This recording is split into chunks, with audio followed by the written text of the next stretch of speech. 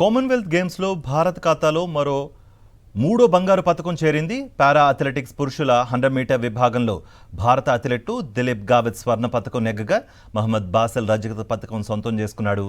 మహారాష్ట్రకు చెందిన 23 ఏళ్ల దిలీప్ 10.71 సెకండ్లలో గమ్యానికి చేరి విజేతగా నిలిచాడు.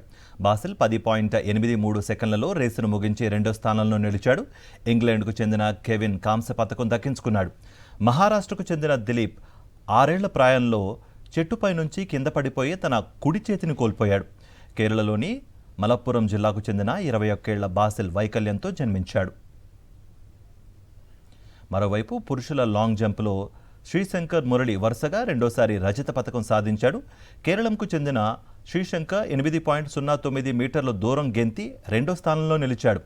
2022 బర్మింగ్హామ్ గేమ్స్లోనూ శ్రీశంకర్ రజత పతకం గెలుచుకున్నాడు. ప్రస్తుతం భారత్ 3 స్వర్ణాలు, 9 రజత, 3 కాంస్యాలతో కలిపి మొత్తం 15 పతకాలతో 9వ స్థానంలో ఉంది.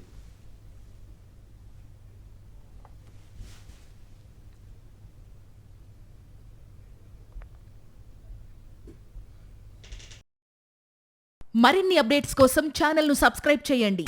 నోటిఫికేషన్స్ కోసం బెల్ ఐకాన్ పై క్లిక్ చేయండి.